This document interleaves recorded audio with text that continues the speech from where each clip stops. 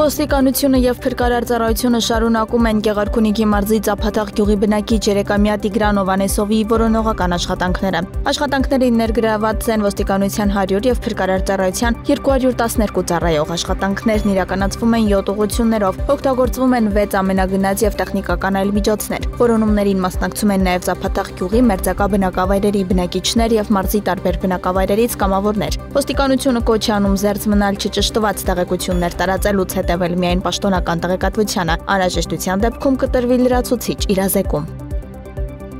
Վարչապետ Նիկոլ Փաշինյանը հոկտեմբերի 29-ից 30-ն աշխատանքային այցով կլինի Ֆրանսիայի Հանրապետությունում։ Այսօր վարչապետը կմասնակցի Փարիզի խաղաղության 8-րդ համաժողովին, նախատեսված են նաև երկկողմ հանդիպումներ։ Հոկտեմբերի 30-ին Ելիսեյան պալատում կկայանա վարչապետ Փաշինյանի հանդիպումը Ֆրանսիայի Հանրապետության նախագահ Էմանուել Մակրոնի հետ։ Արարատ Միրզոյանը եւս Նիկոլ Փաշինյանի հետ կմեկնի Ֆրանսիա մասնակցելու Փարիզի խաղաղության 8-րդ համաժողովին։ Նիկոլ Փաշինյանի որոշմամբ Արայիկ Եսայանը նշանակվել է աշխատանքի եւ սոցիալական հարցերի նախարարի տեղակալ։ Հակակոռուպցիոն կոմիտեն հայտնում է, որ աշխատանքի եւ սոցիալական հարցերի նախարարության միասնական սոցիալական ծառայության Թալինի տարածքային կենտրոնի ավագ սոցիալական աշխատողը մի շարք քաղաքացիներից կաշառք է ստացել նրանց ընտանիքներին անօրինաբար նպաստ ձևակերպելու համար։ Նախաքննությամբ պարզվել է, որ պաշտոնյան կեղծ տվյալներ է ներառել ընտանիքների սոցիալական պայմանների վերաբերյալ արձանագրություններում, ինչի շնորհիվ նրանք դարձել են նպաստի շահառու։ Դրա դիմաց նա ստացել է տարբեր չափերի գումարներ։ Աշխատողին մեղադրանք է առաջադրվել կաշառք ստանալու խարդախության եւ պաշտոնեական կեղծիք կատարելու համար։ Նա տվել է խոստովանական ցուցմունք, ընդունել մեղադրանքը եւ նրա նկատմամբ կիրառվել է տնային կալանքու 1 միլիոն դրամ գրավ։ Կաշառք տված անձինք վերադարձրել են անօրինաբար ստացած գումարները եւ նրանց նկատմամբ քրեական հետապնդումը դադարեցվել է զղջալու հիմքով։ Գործն ուղարկվել է հակակոռուպցիոն դատարան։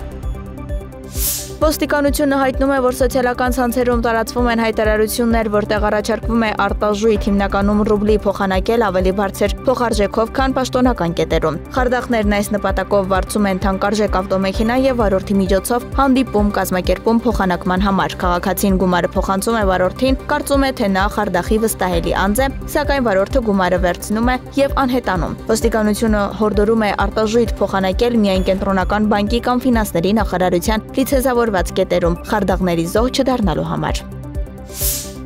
Ներքին գործերի նախարարության սպասարկման գրասենյակները շարունակում են իրականացնել շրջիկ սպասարկում քաղաքացիներին մատուցելով ինչպես միգրացիայի եւ քաղաքացիության ծառայության, այնպես էլ հաշվառման քննական բաժինների ծառայություններ։ Ներքին գործերի նախարարի հրամանով հոկտեմբերի 30-ին եւ 31-ին շրջիկ սպասարկման գրասենյակները քաղաքացիներին կտրամադրեն մի շարք ծառայություններ Սյունիքի մարզի Քաջարան համայնքում, համայնքապետարանի հարևանությամբ Վայոց ձորի մարզի Վայք համայնքում, համայնքապետարանի հարևանությամբ եւ Սյունիքի մարզի Գորայք համայնքում, համայնքապետարանի հարևանությամբ։ Շրջիկ սպասարկման ընթացքում քաղաքացիները կարող են փոխանակել անձնագիր, ստանալ ժամանակավոր պաշտպանության վկայական կամ տեղեկանքներ։